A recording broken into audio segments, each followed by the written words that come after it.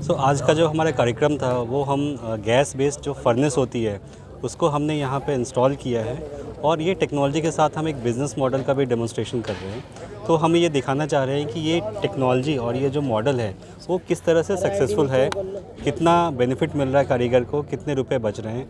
तो इसके लिए हमने सबसे पहले ये जो पुराने कोल बेस्ड फर्नेस था उसको हमने उसका टेस्ट किया। उसमें हमें पाया कि कितना उसमें कोल का कंजम्पशन होता है, कितना प्रोडक्शन लगता है, और उसके बेसलाइन करने के बाद हमने आज यहाँ पे जो गैस बेस्ड फर्नेस है उसको इंस्टॉल किया, उसका मेज़रमेंट लिया। तो हमें पता चला कि हर एक केजी में करीबन 250 से 300 रुपये का फ़ायदा हो रहा है, और जो आपका टाइम है जो गलाने में लगता है वो करीबन 3 घंटे के आसपास आपका बचत होता है। तो ये काफ़ी अच्छी चीज़ टेक्नोलॉजी है, और जो बिज़नेस मॉडल है वो एस्को बेस्ड मॉडल पे हम इसको टेस्ट करना चाह रहे हैं, ताकि आपको अपफ्रंट में कोई भी इन्वेस्टमेंट देने की ज़रूरत नहीं है।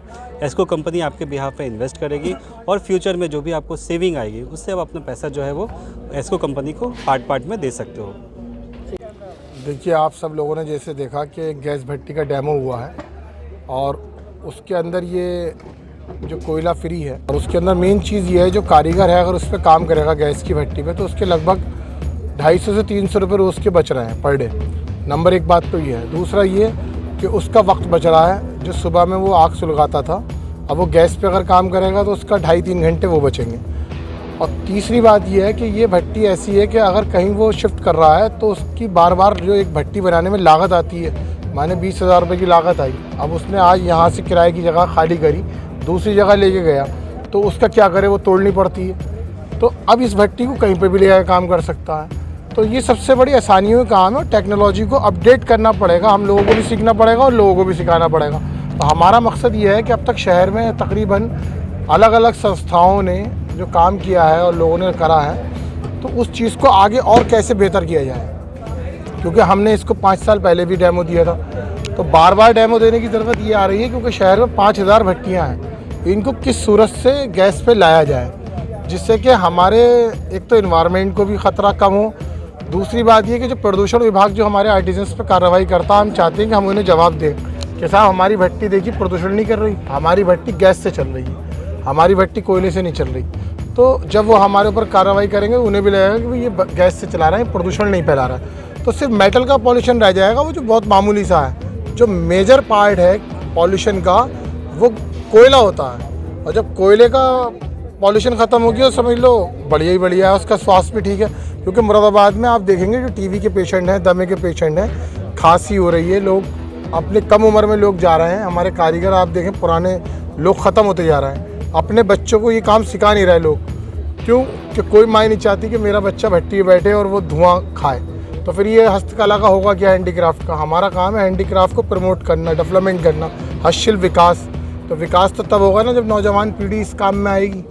अब हमारी गवर्नमेंट से बार बार ये मांग है कि स्किल ट्रेनिंग सेंटर खोले जाएँ, लोगों को वहाँ ला के ट्रेनिंग्स दी जाए, एक अच्छा उन्हें स्किल्स दिया जाए, हुनर दे के उन्हें सर्टिफिकेट दिया जाए, उन्हें सम्मान मिले, जिससे कि अपने बच्चों को ये काम रोज़गार सिखाएं। अब जैसे हमारे बीच में पद्मश्री दिलशाद हुसैन साहब मेरे साथ खड़े हैं, तो आप देखिए इनकी कला को हमारे देश के प्रधानमंत्री जी, राष्ट्रपति जी ने सराहा। तो एक आर्टिजन्स हैं, छोटी से घर में रहते हैं, छोटे से मोहल्ले में रहते हैं, कहाँ पहुँचे?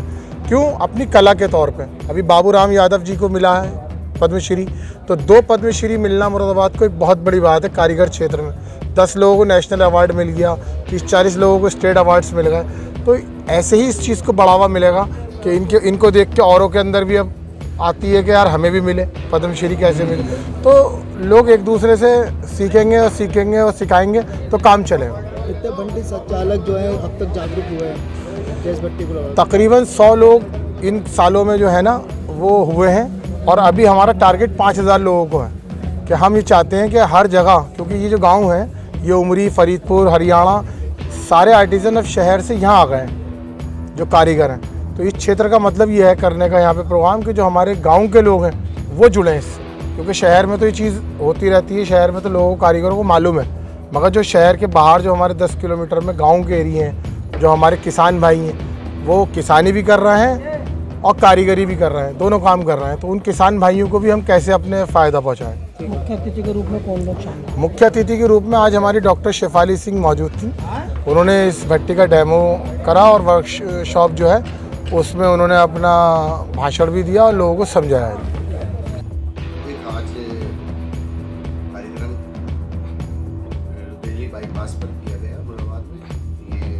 हैंडीक्राफ्ट डेवलपमेंट सोसाइटी के वर्कशॉप में प्रोग्राम हुआ। इसमें जो मुरादाबाद में गैस की यानी गैस से संचालित भट्टियां हैं मुरादाबाद में, उनको और ज़्यादा लोगों तक उसका लाभ बताने, उसका जो प्रकार का जो एक डर बैठा हुआ है लोगों के, कारीगरों के हमारे दिल में, उसको दूर करने के लिए जागरूकता कार्यक्रम था।